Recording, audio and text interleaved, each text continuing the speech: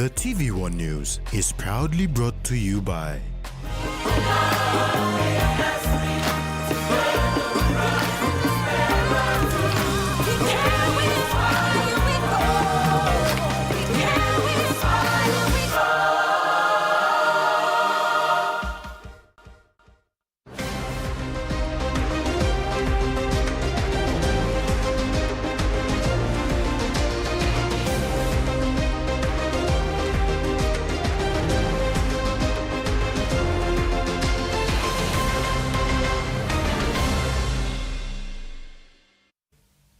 Hello and welcome. I'm Maricela Kelaton with the news.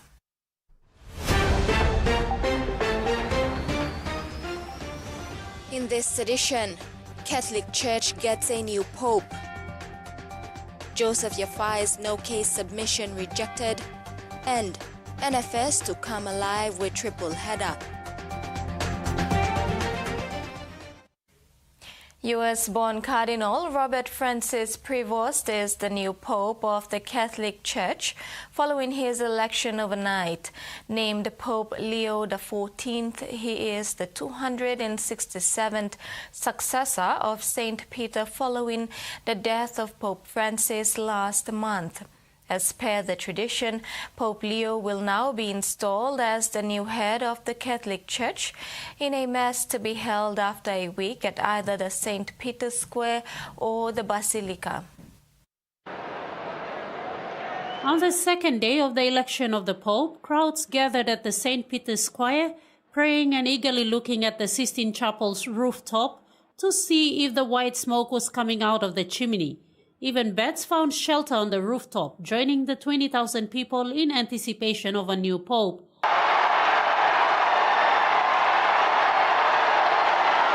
And lo, the white smoke started billowing at 6:06 p.m. Rome time.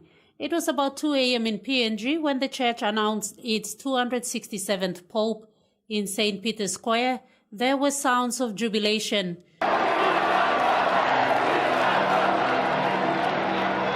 The sound of celebration grew louder as the announcement came through that the church has a pope, in Latin, Habemus Papam, meaning we have a pope. Habemus Papam.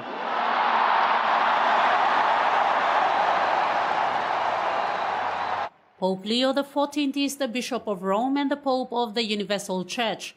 Following the Habemus Papam announcement, Pope Leo appeared at the St. Peter's Basilica to greet the faithful for the first time, attired in his temporary vestments.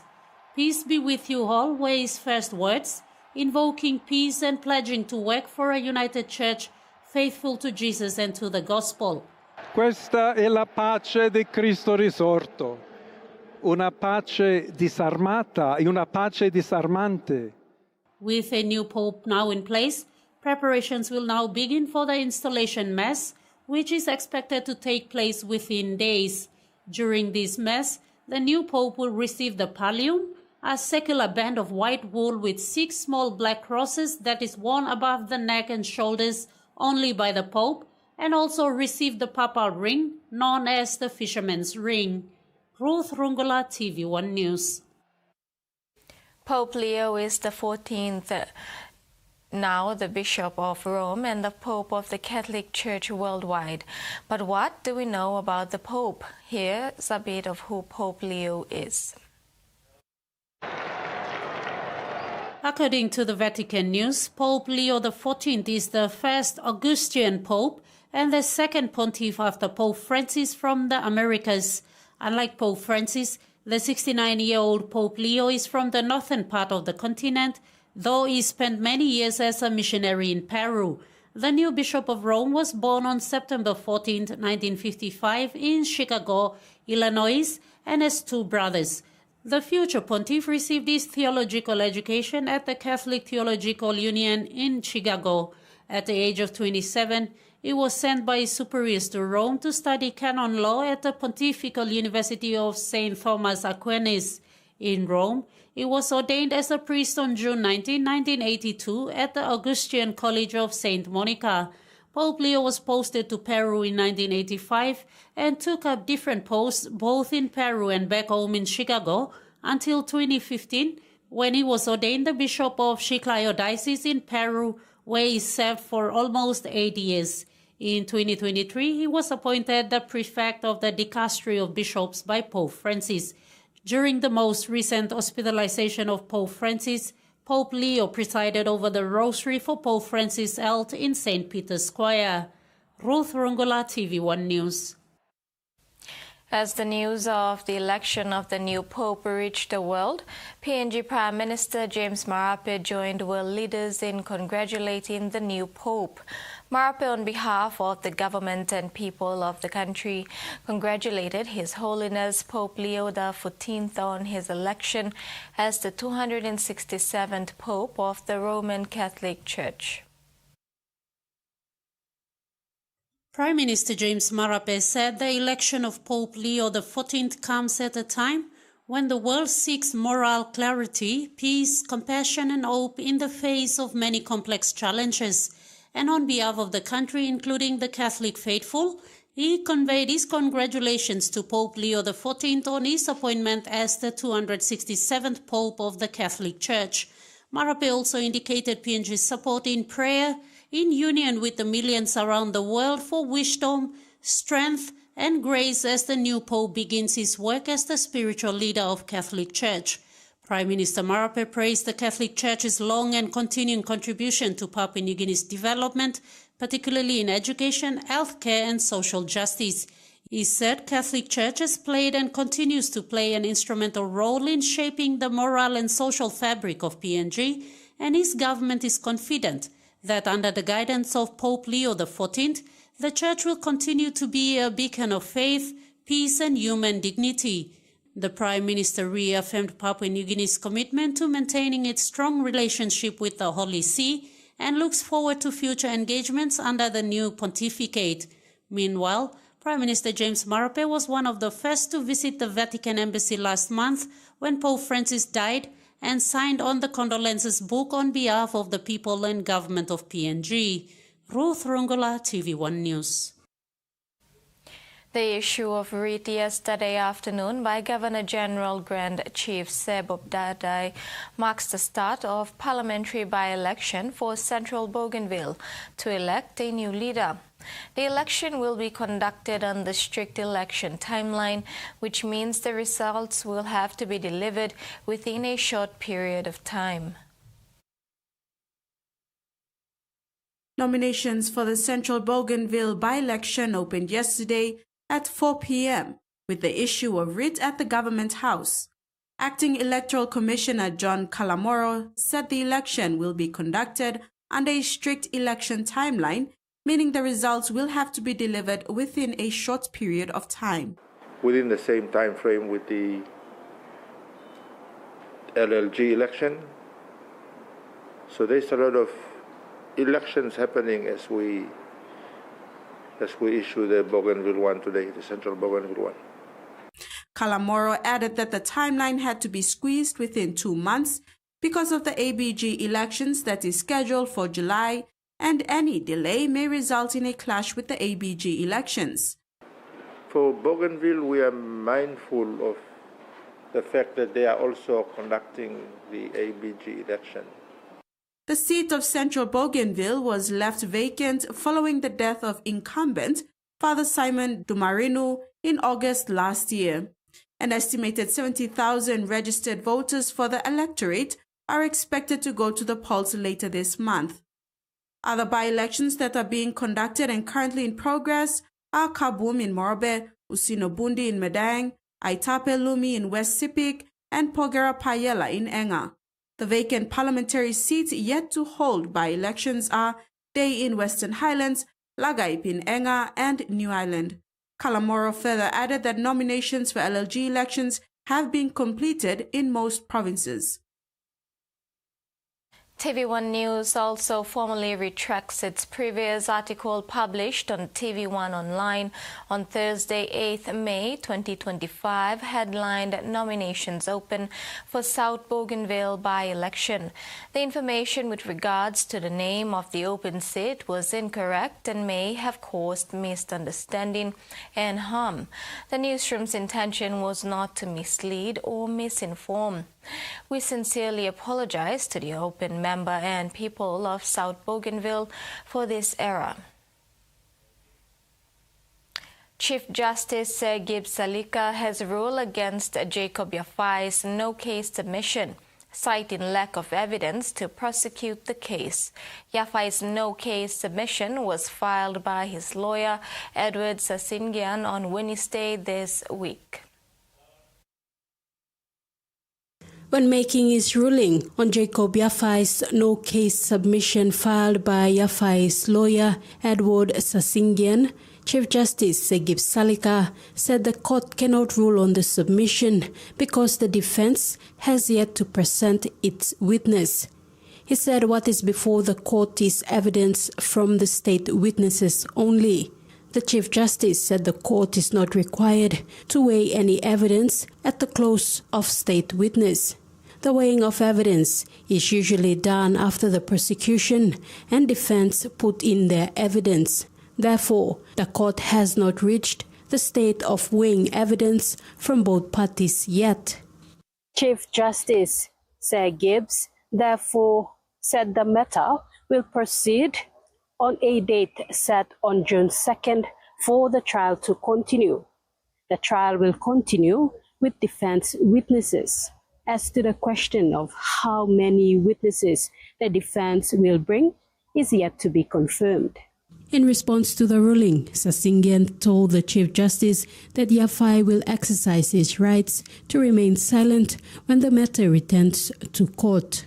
Yafai, 43, from East Sipik's Karapia village in Yangguru, Sausia district, is the former Deputy Finance Secretary. He is charged with 4 counts of misappropriation of payments worth 41.8 million kina made to Paul Parker lawyers between 2012 and 2013. Tracy Pa, TV1 News. PNG and Indonesia advanced trade relations and more than 100 new firefighter recruits pass out. Those stories and more after the break. Stay with us.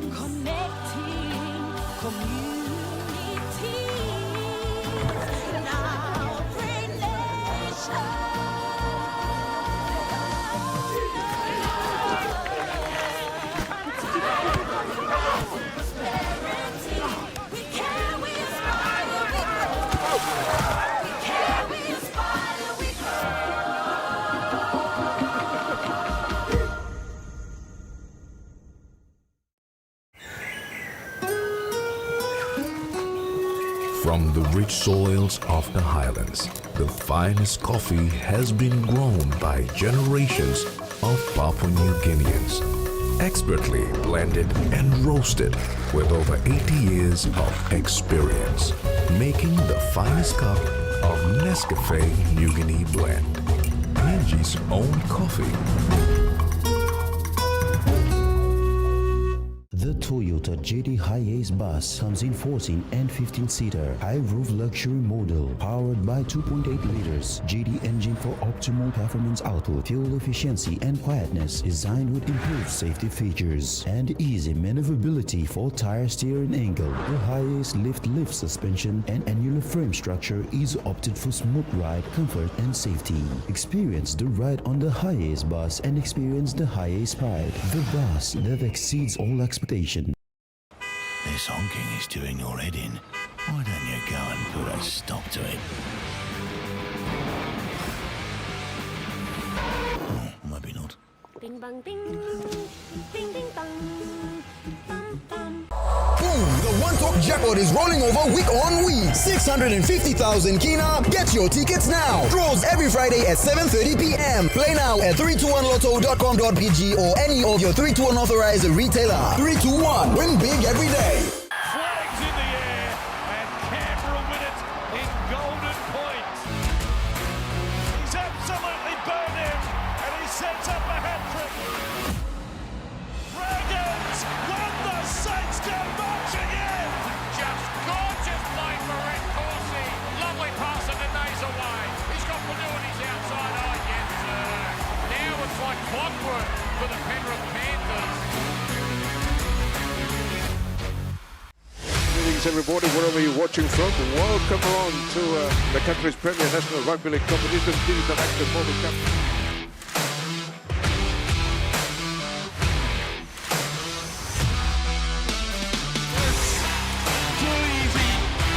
Looking for options, shot far away to Big Booker and slaps it down. Oh, there he goes. Try scorer, Bioxa over. Williams. Right.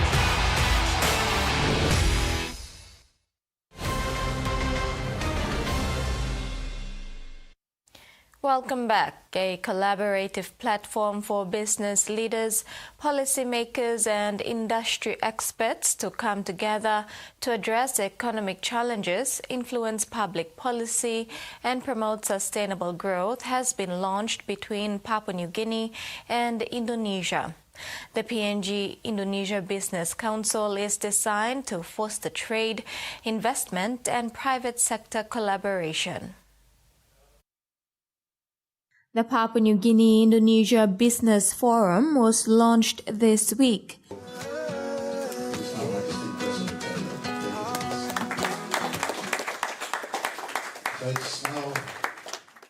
It now provides a platform for Papua New Guinea and Indonesia businesses and investors to collectively collaborate to increase trade between both countries going forward. As of 2024, Indonesia's nominal GDP is approximately $1.48 trillion, making it the largest economy in Southeast Asia and the 16th largest globally. By facilitating dialogue and partnerships, the Council will open new markets and attract foreign direct investment, particularly in sectors where Indonesia has established expertise, such as mining, agriculture, and manufacturing. Despite the challenge and attempts to create this harmony, I am optimistic that the truth will prevail. The truth that bilateral relations will continue to flourish between Indonesia and Papua New Guinea. I believe that through this launch event this evening, that the people of Indonesia and Papua New Guinea will grow together into the future. Indonesia's experience in economic transformation offers valuable lessons for PNG. Through the Council, PNG can benefit from Indonesia's policies and practices that have contributed to its economic growth, facilitating capacity building and the adoption of best practices in governance and business operations. Why are we having so many unemployment issues, law and order issues, FX issues? We need to do business differently. And Indonesia would be a fantastic country to learn from. And we are going to invite them to come in truckloads in August. We really want the Indonesian team to come and tell us about your journey and your experience and how should we change a lot of our policies and make some tough political decisions that will change the course of our nation. Furthermore, the establishment of the Council underscores a commitment to regional stability and prosperity. By deepening economic ties, both countries have the opportunity to create a successful model of collaboration that contributes to the stability and prosperity of the Asia-Pacific region. Government to government is okay. We set the vision straight, but it is now public service to public service that must pick up this run and facilitate for business to grow between our two neighbors. the closest of all neighbors we have. Beyond economic benefits, the Council will foster cultural exchange and people-to-people connections. These interactions enhance mutual understanding and cooperation, laying the groundwork for sustained bilateral relations. The state of Papua New Guinea and RD Tuna Canneries Limited today signed a memorandum of understanding to establish a joint venture company equally owned by both parties. This is the first time in history that the state has made advances towards part ownership of a cannery. This endeavor is part of the national government's broader vision to facilitate downstream processing of all fisheries products caught in PNG waters within the country. A milestone has been achieved through the signing of the Memorandum of Understanding today that will now facilitate the establishment of the joint venture company equally owned by the state of Papua New Guinea and RD Tuna Canneries Limited. People like this and a journey like this must be built on goodwill and trust. You have the expertise in running canneries. You have the expertise in fishing. We don't. But we trust you because you are the first fishing company that started building a cannery in Papua New Guinea. You've lived in Medan for 29 years. So we decided of all the companies we could have chosen, we've chosen RD to be our partner. Not only do you have a footprint for over 29 years, you have a private wharf, you have a slipway, you have industry experience that we can all learn from. And our firm belief is you are the best partner. The building of this new cannery in Madang province is said to be the start of a deliberate attempt by the national government to invest in downstream processing and make available 100,000 jobs through this endeavor. But I'm grateful that RD has put its hand up to make sure that through your intervention we can fully get this establishment foot on the ground running. But with the state, I think we'll sit down and talk about the JV arrangement, equity arrangement. I must say that the people of Medan must not miss out on the equity arrangement. We've witnessed the people of this country have been missed out by successive government for the last 50 years. People of Medan must not be a spectator, must not miss out. RD Tuna Canneries Limited is a pioneering tuna processing company based in Medan. It was established in 1997. This tuna cannery, it will be a 300 ton per day cannery, but we will start first with 100 tons and then expandable to 200 and eventually 300 tons per day with 30 fishing licenses. That's the vision for this joint venture project. Meanwhile, the Department of International Trade and Investment will be tendering notice this week for expression of interest from the private sector to build a new international wharf and provide alternatives for power, water supply and sewage in the proposed Medang integrated SEZ under a build, owned, operate, transfer model. Senior officers from the Department for Community Development and Religion visited Kundu International Academy this week to deliver an empowering awareness session for students about the department's key programs and national policies aimed at protecting and uplifting vulnerable communities. Southern Highlands and Simbu Provincial Coordinator David Nugi explained that DFCDR operates within the social sector, focusing on children, youth, persons with disabilities, the elderly, and victims of gender-based and sorcery-related violence. He highlighted that the department is advancing the Disability Service Bill and the Community Development Bill to strengthen national support systems. Assistant Director of Informal Economy Cecilia Wandrumi provided insights on the informal sector and revealed that it holds 12 billion kina in unbanked money. She emphasized the department's commitment to guiding informal economy participants onto the right path.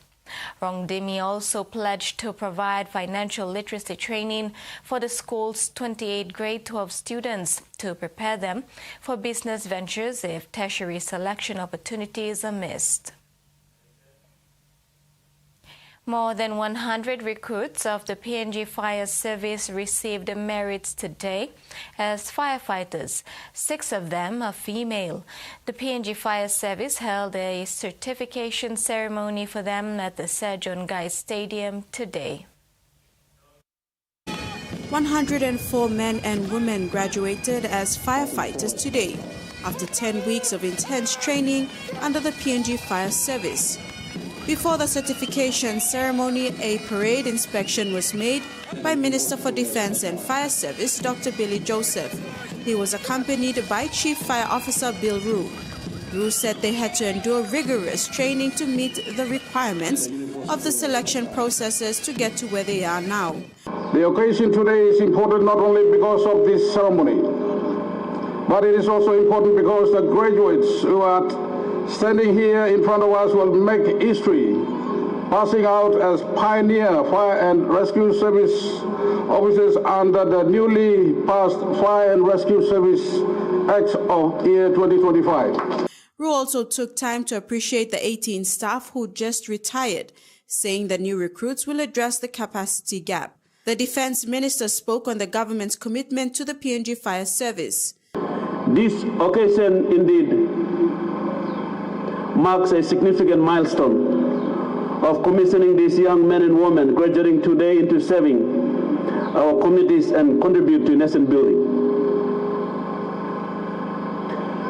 To the graduating recruits, I commend and congratulate each one of you for demonstrating firm commitment and perseverance throughout your rigorous training. Devina Harigwo is one of the 6 new female firefighters.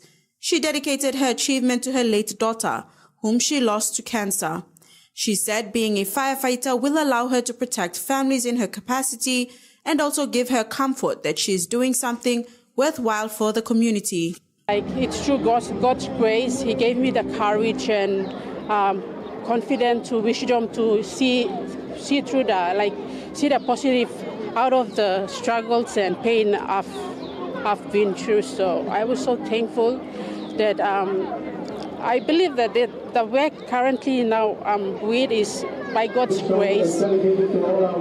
Because I lost my daughter, I feel that I want to do something that I will do to serve others' lives and property just as a dedication to my daughter. Amongst the recruits was 19-year-old Michael Anthony Corcoran, whose grandfather, Michael Anthony Corcoran Sr., was the first chief fire officer. Young Michael decided he did not want to be a policeman like his father and instead chose to follow in his grandfather's footsteps. I feel that I've served some honor to my grandfather and my father, who's a serving policeman, Chief Superintendent Dennis Corcoran of the Royal Papua New Guinea Constabulary. Joining the fire service was nothing short of one second thought. As soon as I had finished school in 2023, the recruitment of the fire service had come out and I had instantly put my name down. I knew that it was the place for me to be. Originally, when I was younger, I wanted to follow in my father's footsteps and become a policeman. But looking back on my bloodline, it's known and it's clear that I'm a fireman by blood. It runs in my family. Hopefully, in the coming years, not anytime soon, I'd like to take over the fire service and bring it to not just the best standards that we can get, but international standards. Jasmine Rajak, TV1 News. And now the finance news. The kina closed lower at $0.2447 in the interbank market. At Bank South Pacific, our kina was buying $0.2372 US dollars, $0.3681 Australian dollars, $0.2034 euro, and 34.24 Japanese yen. Looking at commodity prices at New York close, coffee, copra, crude oil and copper closed higher, gold and cocoa closed lower, and palm oil closed the day unchanged. And on the stock market, the Dow Jones closed higher, ASX closed higher, and all ordinaries closed higher as well. You're watching TV1 News. We'll bring you news from abroad when we return. Stay tuned.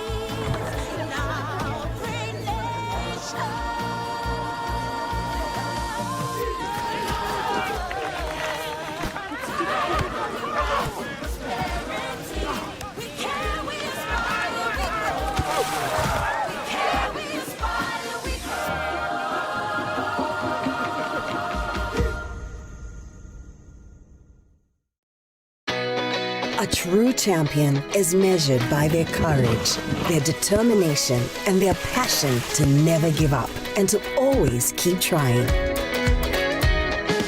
With a delicious Milo in milk taste and added nutrients, Milo in milk is a great way to fuel our little champions with nourishing energy every day. Because true champions give it their all. Milo, PNG and Mia. Find PNG made.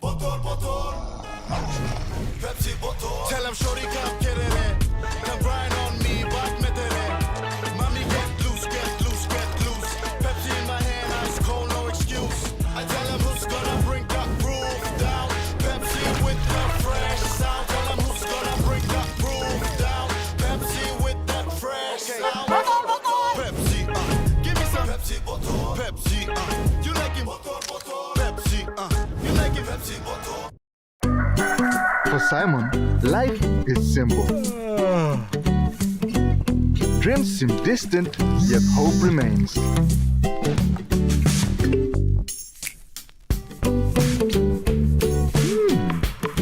One ticket, one dream. Simon's world changed forever. Yes! From small dreams to big possibilities. The one-top jackpot is here for everyone. Win big every day. Hurry PNG and enter today to be considered for the 2025 Power Play PNG Awards. Brought to you by ExxonMobil and the PNG LNG project, these awards recognize exceptional Papua New Guineans making significant contributions in the LNG and decarbonization industries. Could you be Papua New Guinea's next great power player? There's only one way to know. Enter now to find out.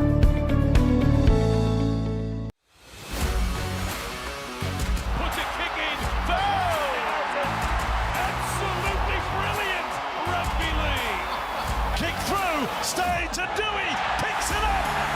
Bingo the Tigers.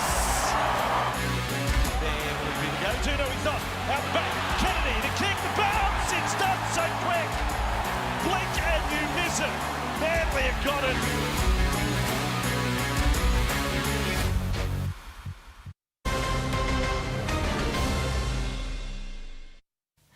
Welcome back. In news overseas, Catholics across Australia had been eagerly awaiting the announcement of a new pontiff. These were their reactions. Mixture of excitement and thanks, but also reflection. There was around 150 to 200 people here that gathered, some coming in on their lunch breaks, and Archbishop Anthony Fisher gave a beautiful opening message, giving thanks to the new Pope, Leo, but also talking about his missionary heart, amongst the other things that he will bring to the role. It was very moving to hear the Holy Father in his first Urbi et Orbi address begin with Christ's Easter greeting, Shalom, peace. And to hear him repeat the central truth of the gospel, that God loves us without any limits or conditions. We offer this Mass for our new Holy Father, that his Petri ministry might bring the peace and love of the risen Lord and his life-giving truth to all the people of the world. The service was then followed by songs of praise and worship, including hymns. There was moments of reflection. They spoke about different passages in the Bible and also talked more on what Pope Leo will bring to the role. And we spoke with some of the congregation members that had come out not only from their lunch breaks, there was young and old. There was a real different group of people that came down today, most of them excited for the new Pope, and even one man who is here from America, where his parents have a bit of a connection to the new Pope. Oh, I'll say pretty excited about it. Both of my parents and my brother go to Villanova, so they're proud that the new Pope is from Villanova, which is our hometown. So, yeah, pretty exciting stuff. Like everyone, I was a bit surprised. I expected it to take a little bit longer, I think, for the decision. But yeah, I'm hoping it'll be really good for the church. I think it's fantastic news, and I think he's going to be just like Pope Francis in leading the church. And more services are going to be held throughout the weekend. Archbishop Anthony Fisher finished speaking to media, saying that he was excited to hopefully welcome the new Pope in 2028 here in Sydney. Australia's Prime Minister has welcomed the election of Pope Leo XIV. Anthony Albanese invited the new pontiff to visit Australia in 2028. As the first North American Pope, Pope Leo XIV's leadership comes at an important time for the Catholic Church and for the world. I will invite His Holiness Pope Leo to Australia for the International Eucharistic Congress, which is being proudly hosted in 2028. And I've had discussions with Archbishop Anthony Fisher of Sydney, who of course I know very well, about the importance of Australia hosting that very significant event in just a few years' time. And I know that the Church here in Australia is very excited to have this privilege and honour. Households struggling with the cost of living are seeing some relief at the petrol browser. Oil prices are around 4-year lows sparked by Donald Trump's tariffs and an increase in supply. It's helping to put downward pressure on the inflation, giving more hope the Reserve Bank will again cut interest rates. These trucks burn thousands of litres of diesel every day, delivering to supermarkets and construction sites.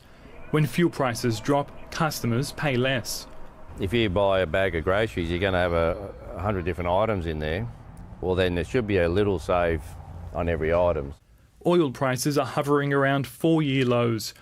At the pump, the average price of diesel is falling and is now 182.9 cents a litre, while the average petrol price is about 178 cents a litre. So in the last 12 months, the price per litre of petrol has fallen by 45 cents a litre. But for many, fuel prices aren't coming down quick enough. Last year it went up to $2.40 and it's kind of stayed at that point and hasn't dropped at all. I need to use a lot of petrol, so I need to cut some of the budget in other areas. Prices are expected to fall further as oil supply increases and the US president continues his trade war. These tariffs that Trump has introduced is clearly going to slow down economic activity if they play out as he's suggested. The price for Brent crude oil is more than $10 a barrel lower than when the Reserve Bank last updated its economic forecasts in February. If the price holds at this level, it would put downward pressure on inflation, giving the Reserve Bank more room to cut interest rates. So much of what we buy in our supermarkets and our local shops is distributed by road freight. That's where the big impact will be. And that flows right through to the cost of living, right, for everything. Relief at a time when many need it most. What started as a lunchtime jump rope fundraising program at a Bundaberg school has grown into a competitive skipping squad. Now 3 Queensland pupils have been selected to represent Australia at the World Championships in Japan. It requires speed, strength and laser-like focus. This is not your average schoolyard jump rope. Unless you've seen it, nobody understands. James picked up a rope for the first time 3 years ago when he arrived in Queensland from South Africa. I couldn't even skip once and I kept on tripping up and then suddenly I got one. The Year 7 student quickly took to the sport and is now one of 3 at his Bundaberg school selected to represent Australia in Japan at the World Jump Rope Championships in July. It's quite nerve-wracking considering that the best in the world are going to be there, but I think we're going to do well. I don't know where it comes from, but every single child in that school is just extremely talented. The St. Luke's skipping program has been so successful, the school was able to lobby Skipping Australia to bring the state championships to Bundaberg, the first time the event has been held in a regional area. Outside of the fierce competition, the sport is encouraging more students to get active and breeding close friendships. It's just really an easy activity that you can implement and have some fun with your kids and bring a little bit of physical activity back into your life, which is awesome.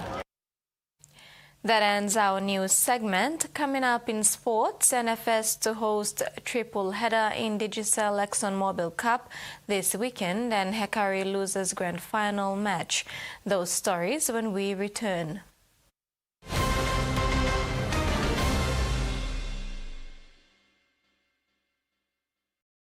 We got the SA Junior Land Care Award and we won $1,000 from our creek restoration. How does it make you?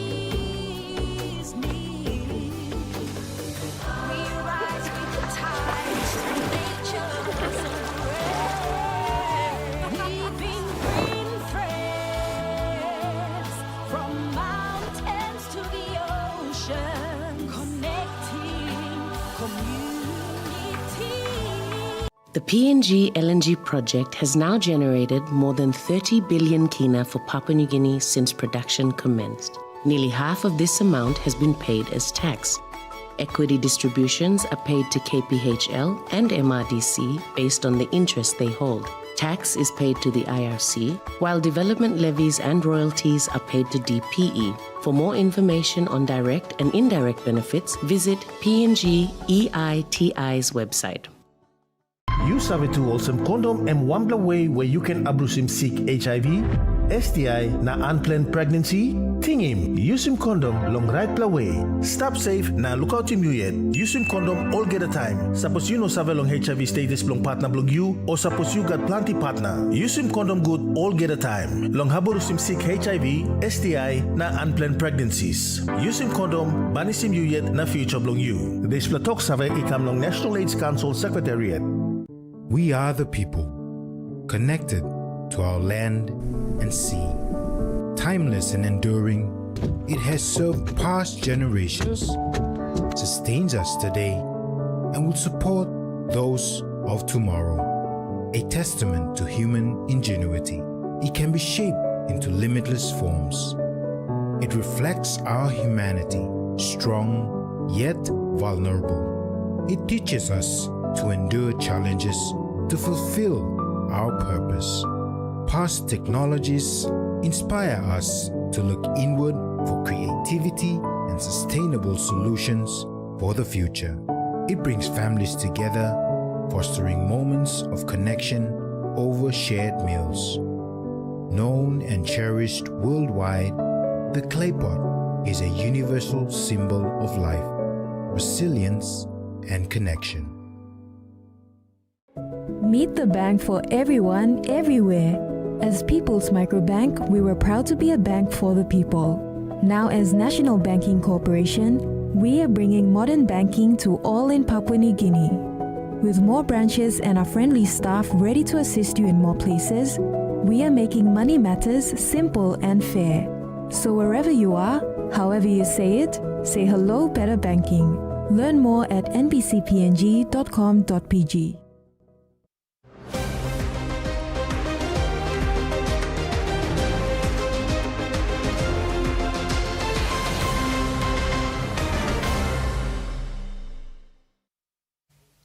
Thanks for staying with us.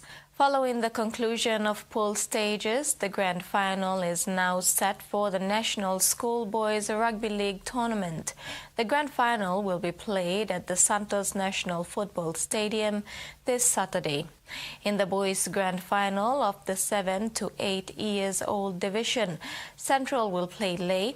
NCD then meets Ley in the 9 to 10 years old division.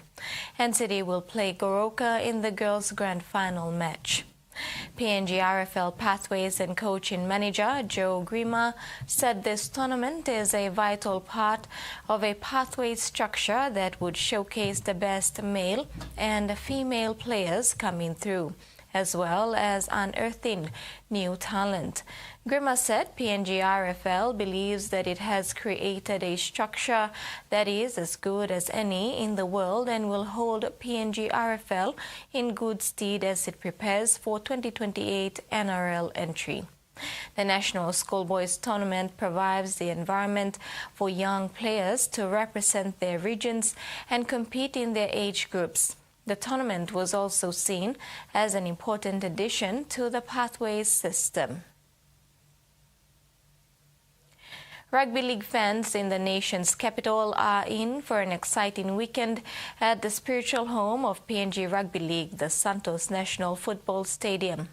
The action kicks off on Saturday with the Junior Category Challenge for the PNG NRL Academy National Schools Championship Grand Final, featuring Year 7 and 8 boys, Year 9 and 10 boys and Under 18 Open girls, which will close out the program for 2025. The excitement continues on Sunday in the country's premier National Rugby League competition with a triple header for Round 5 of the Digicel ExxonMobil Cup, featuring the Hela Wigmen, Gurkha Lahanis, Port Moresby Vipers, Kimber Cutters, Central Dabaris and Enga Mioks. Up and play the ball. Reflecting on last week's Round 4 results, the unpredictability of the competition is evident and teams must focus on maintaining form and consistency as they move forward this weekend. NFS triple header on Sunday kicks off with the Hela Wigmen and Goroka Lahanis at 12 noon. The Lahanis will bring confidence to their clash against the Wigmen after a surprising 20-all draw with the Ley Tigers last week. The Wigmen, however, have been consistent with 3 consecutive wins before suffering their first loss against the Angamioks in Means. This matchup promises to be a tightly contested battle, with the Lahanis looking to upset the favourites in Port Moresby. Next up, the revamped Port Moresby Vipers are set to face the winless Kimber Cutters, who have struggled this season, losing their last 4 games. Given the current form the Vipers are in, it looks like another challenging day for the Cutters.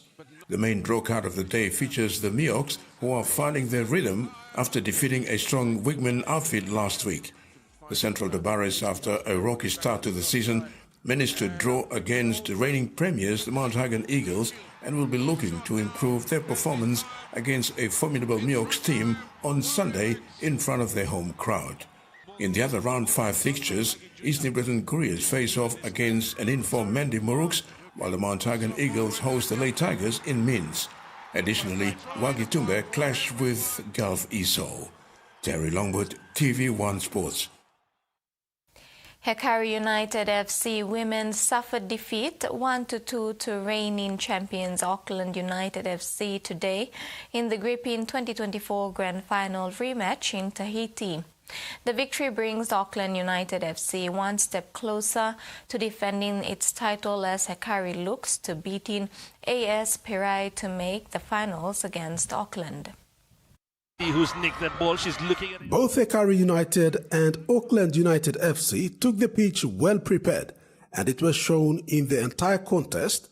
They were determined to come out the winner. Unfortunately, there had to be just one winner. Auckland United claimed the win, but not without the fight from PNG team. Their resilience could earn them a second chance at meeting the reigning champions in the finals. The only goal scorer for PNG was Serom Waida, who said they are not done yet. Even though we lose, but Mr. Sam, I know we will come back in the next one again.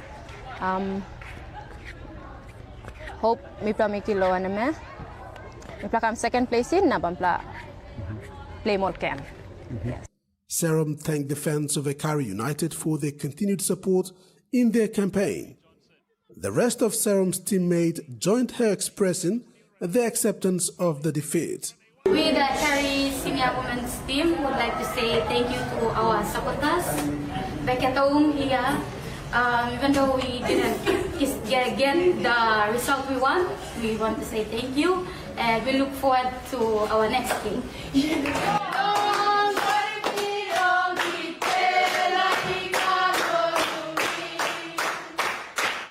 Ekari United has one win from 2 matches. They take on AS Pirei next, with hopes of featuring in the finals.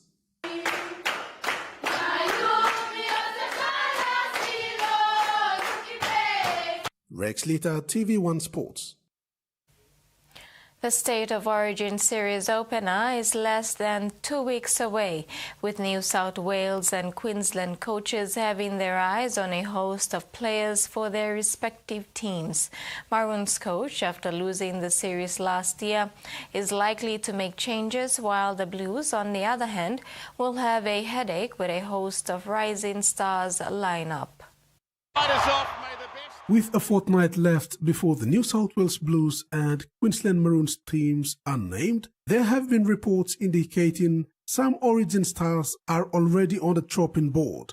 In the Maroons camp, it is reported that the Origin career of the veteran utility halfback Ben Hunt is all but over, as young cowboy Tom Deeden is highly considered to be his replacement of the bench. Newcastle Knights fullback Kylan Ponga will be wearing the Maroons' #1 jumper, replacing injured Rhys Wells. And Titans' Beufema is on track to make his debut. Besides these changes, coach Billy Slater is expected to line up a team he brought in last year. The Blues camp, despite being the series holders, are faced with a lot of selection headache. Halfback and fullback are amongst the most debated positions on who is picked. Having led the side to series win last year, Mitchell Moses is backed by many to retain his position. But it is even more convincing the Penrith Panthers keeper Nathan Cleary already has his hands on the jumper. Both players are famed to feature in Game 1 as half partners, which means the Tigers recruit Jerome Luai will make way. Despite being the incumbent series-winning 5'8", the reports have indicated he is not making the team under returning coach Laurie Daly, who is leaning more towards the Moses-Cleary combination. The State of Origin Game 1 is scheduled for May 28th. Watch this match on TV1 Sports. And that's the sports segment. We'll now move on to the weather forecast.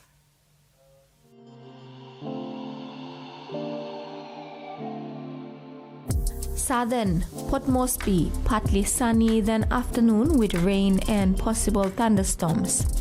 Momase, Ley, partly sunny with afternoon rain and thunderstorm. Wewak, mostly cloudy, then afternoon rain and possible thunderstorm. New Guinea Islands, Buka and Kimbe, cloudy period with possible afternoon showers and thunderstorm. Highlands, Mendi, Tari and Wabeg, cloudy periods with afternoon rain showers. Coral Sea, seas moderate to strong, becoming rough at times with east to southeast winds of 15 to 25 knots. Solomon Sea, seas smooth to slight with northwest to southwest winds of 5 to 15 knots. Bismarck Seas. Seas smooth to slight with northwest to westerly winds of 5 to 15 knots. Pacific Ocean.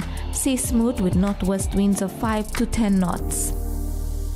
Waters of Hood Point to Samarai Island to Cape Bogle and all Milne Bay Islands, seas 1 to 2 meters, rising to 2.5 meters and rising further to 3 meters at times along warning areas. And waters of Manus and its western group of islands, seas 0.5 to 1 meter. That ends the news tonight. From the news team, good night. Bye for now.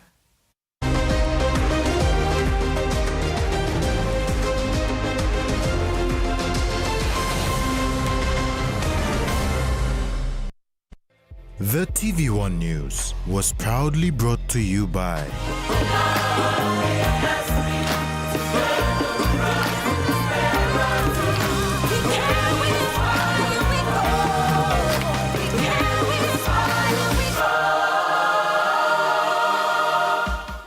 Hey PNG, guess what? What? You can save up to 34% on digital TV plans when you pay with Cell Money. Nice, yeah. And now, just visit a Cell Money agent or Digicel store to deposit money into your Cell Money wallet. Then dial *888# to buy your prepaid TV plan from your Cell Money wallet or use the Cell Money app and boom! Save up to 34%. Yeah. Now you can enjoy more entertainment for less, only with Cell Money, a product of Digicel. Digicel TV, home of Rugby League. Dial *515# to subscribe.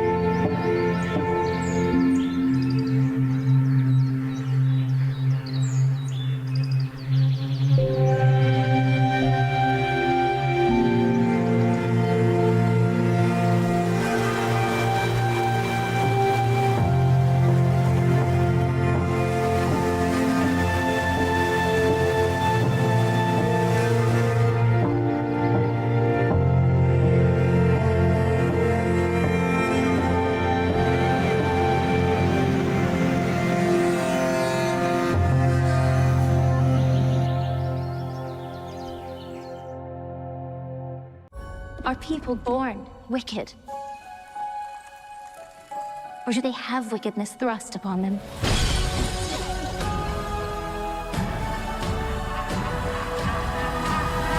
Oh! You're green. I am. Welcome, new students, to Shiz University. Miss Elphaba, you can room with Miss Galinda. Oh, popular. I know about popular. Oh, I saved you some space, by the way. Do you really think this is fair? I do not. I was promised a private suite. But thanks for asking.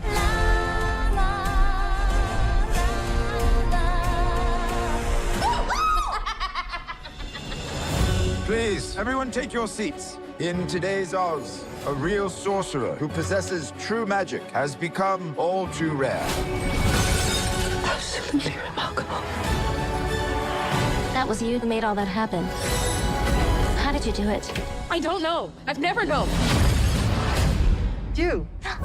Come with me. Of course. Not you. You. You're the one the wizard has been waiting for. Galinda? Ew. I know. It's my granny's. I'd give it away, but I don't hate anyone that much. Hey.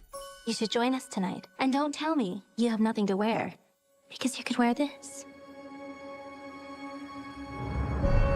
Something has changed within me.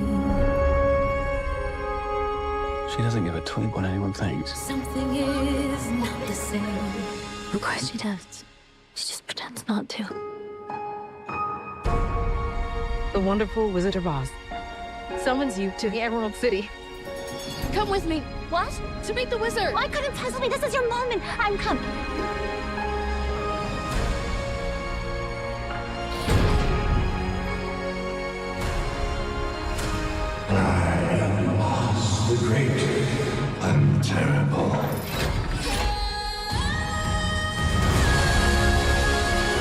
Something bad is happening in Oz.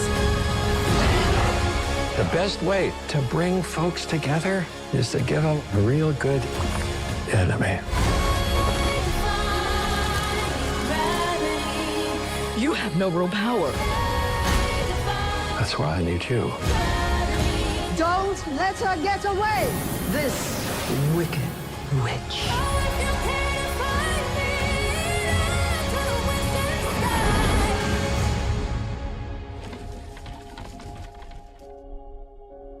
Don't be afraid.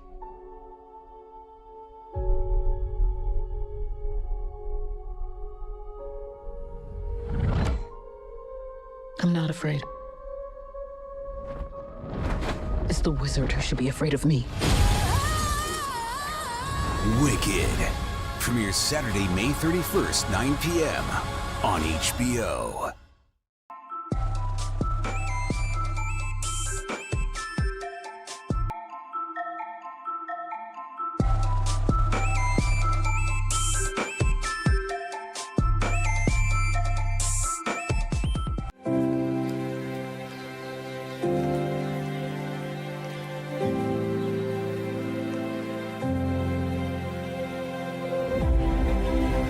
I'm Anthony Burke, and this is Culture by Design.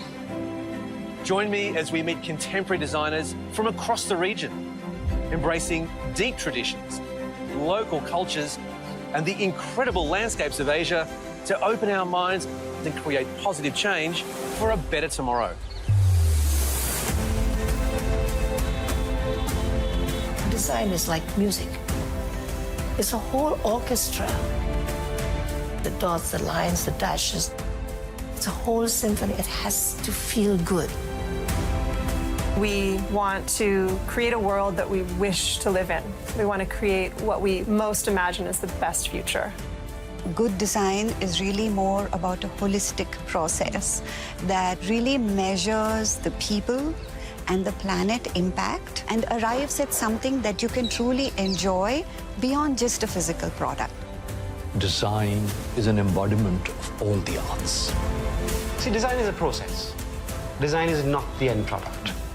It is about that sense of life and that deeply interconnected conversation that nature has with itself. We weren't just making objects, but we were also making solutions for spaces. This is what I wish for myself in my life. This is what I wish for the world around me. It's hard for the artist, but it's also good for the people. Life without art is just no words. From the bustling streets of Mumbai to the serene villages of Bali, we'll discover the unique stories that influence design in every corner of this vibrant part of the world.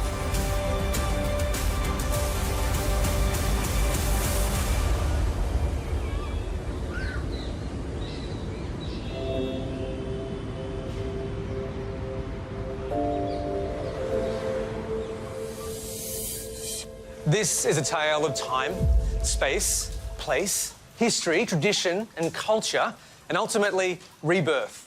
A rebirth that began here in India's oldest dockyards when an architect met a banyan tree. The banyan tree has been a symbol in this country for 2,500 years. The symbol of enlightenment of Gautam Buddha under this tree.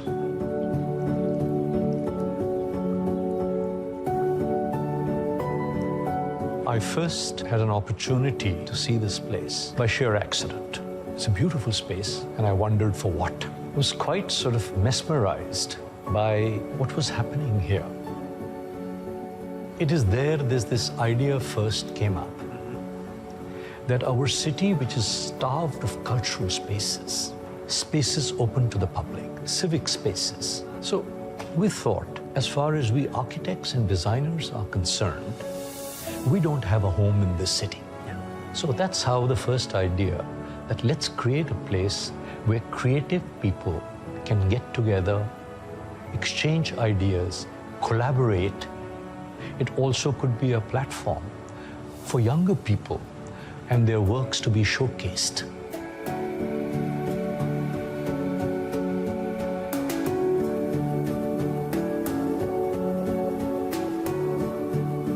It was a fully functioning ice factory, 150 years old, which is where they manufactured the block ice. There are these giant cavities in the floor, and the gantries used to move blocks into it in these giant freezing coils. They had the cubing section, they had the cold storage section, they had spaces where they were storing the transformers and the generator sets. So I think even the nomenclature of space, the ice factory, the substation, etc., has all kind of derived from the utilitarian heritage of the space. Where you're sitting right now was actually where 40 laborers were living. Living? There was no roof here. There was a banyan tree, there was a little shed there. Yeah. And the people working in the ice factory were living here. Yeah. So it was a slum. So this had no roofing. That was the ice factory. This was open. So trying to dialogue with history, repurpose it, converse with it, bring it back into circulation, into the imagination of people, into the physical space of people, I think is fundamental to why we undertook this in the first place. Either we put history on a pedestal, you know, with a major monument or the Taj Mahal, or we crush it underfoot. Right. Right? That equitable dialogue with history is a forgotten art, but I do see it kind of resurfacing, and that's what this space is about. The fact that we have such a large amount of industrial heritage and these large spaces and these warehouses, and you look at it globally, and they're the most beautiful spaces because that linked to history is what really gives the spaces layering and that richness. And they were actually making blocks of ice, lifting the ice up, and then moving it down with the gantry into the cold storages. At that particular moment, the light was coming in, hitting the ice, and partly refracting. So that was the first reaction to a space which was responding to natural light. And as I moved through the space, and I went a little further into the courtyard, I saw the banyan tree.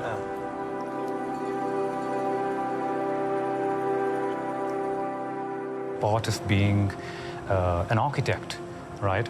Perhaps the best question to ask is to be silent and listen, right? So I think we generally tend to walk into a space, and I think when you're able to bring that inner silence, you will start to sense the natural odors and vibrations of a space, and then you start to listen to. Otherwise, it's all a question of being deterministic and prescriptive and forcing an agenda or a manifesto. In a way, this is in itself a topographical response. That's what I would say. So sometimes a land would talk to us, but this for us is also an open land in a way. It's just a different context.